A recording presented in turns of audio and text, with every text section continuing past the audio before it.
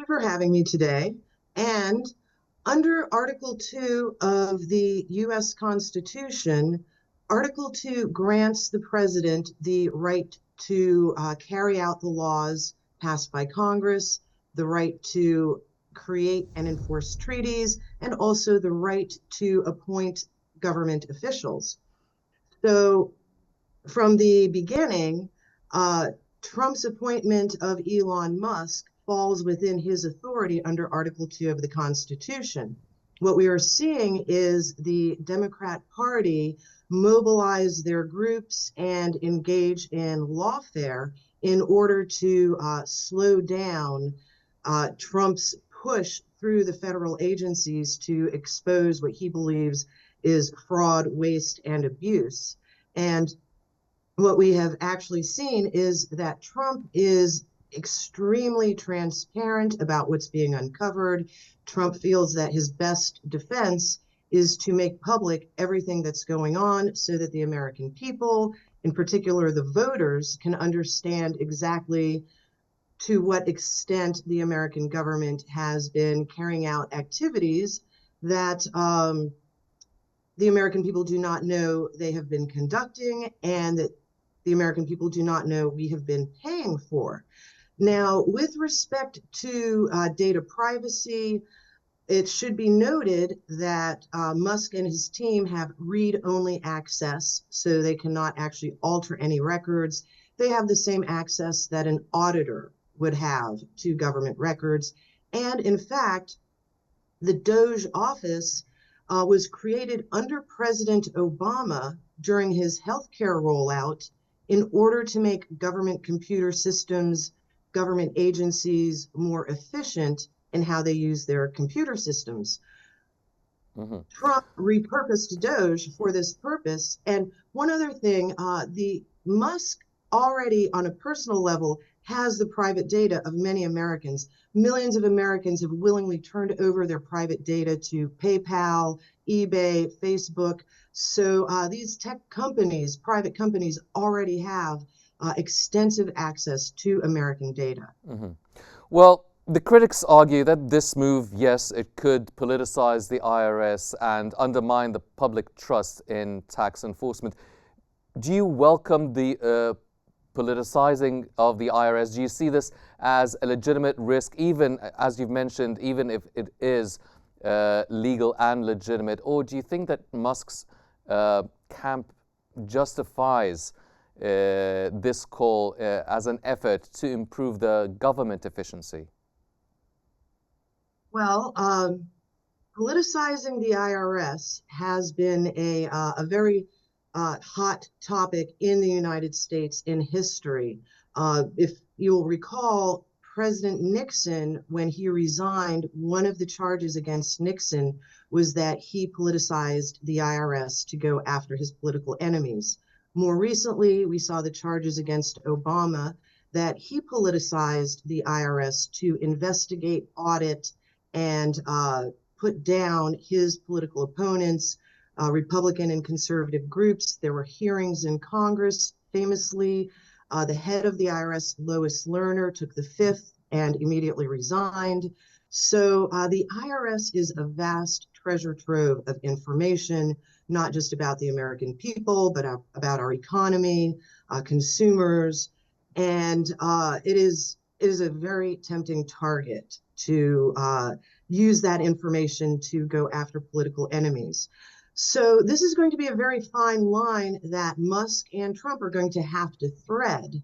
Right now, Trump he has the confidence of the American people based on the number of votes he got.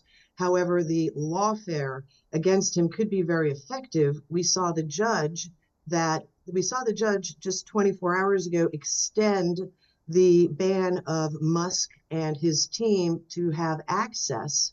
Now, interestingly, because the ban has to address political appointees, the judge also banned the director of the Treasury Department, the Secretary of Treasury, Bessent, appointed by Trump, from himself accessing those records, which shows how it's very difficult to ban one group of political appointees without blocking the Secretary of the Treasury himself from being able to access the records he needs to do his job. So with these bans and the history of this contentious topic of politicizing the IRS, do you see the Congress intervening to block Doge's request? And if it does, if it does that, what legal sort of battles could follow? And do you foresee this case maybe even reaching the Supreme Court?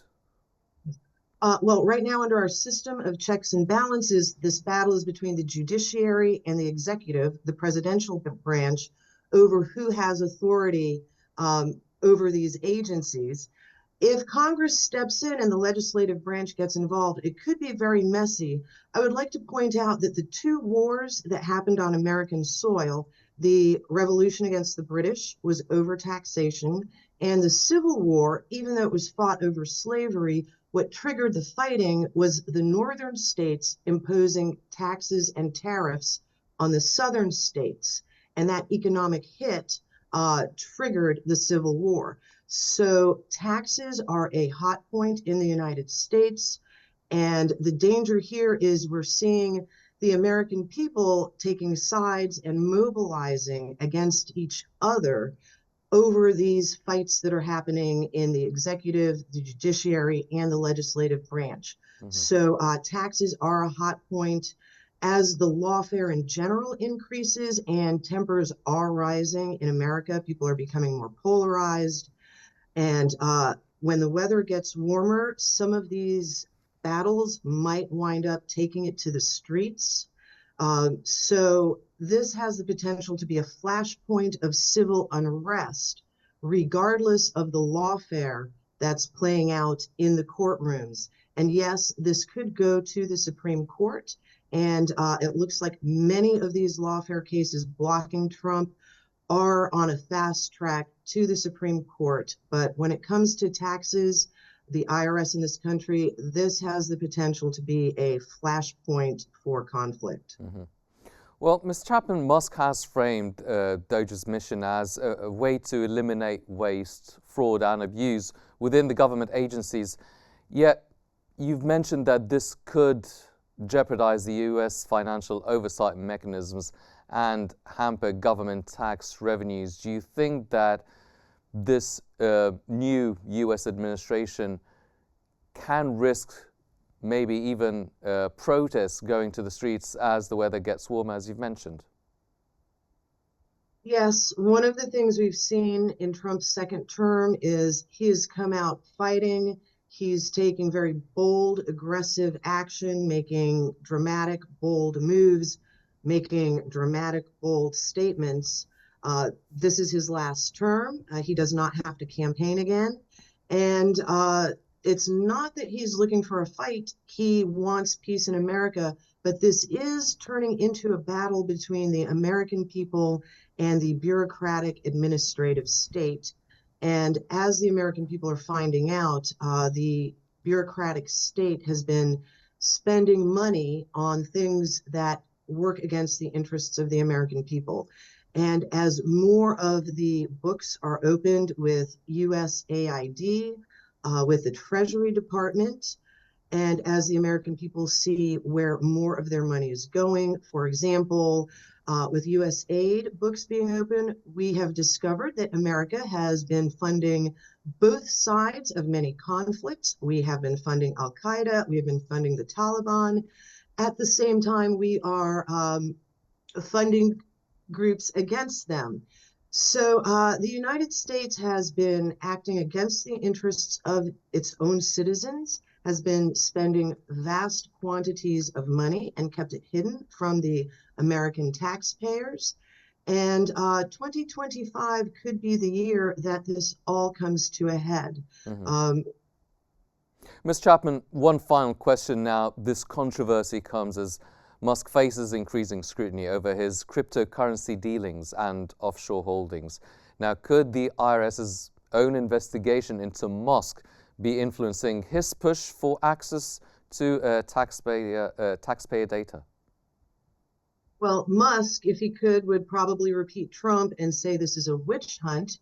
The lawfare cases against Musk started when he purchased X, renamed it Twitter, and opened up a little bit more free speech. That's when the lawfare and the court cases, the lawsuits against Musk started.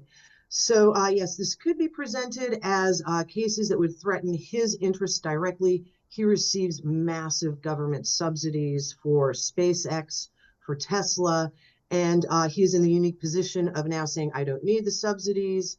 And it looks like Musk is trying to transition from his entrepreneur billionaire perhaps into a greater political role. That remains to be seen. However, Musk's deep entanglement with his private industry, with the American government, that is going to cause complications for him, and that is a weak point for him as he tries to defend himself against these lawsuits. Mhm. He is not an arm's length. He has a vested interest in these outcomes.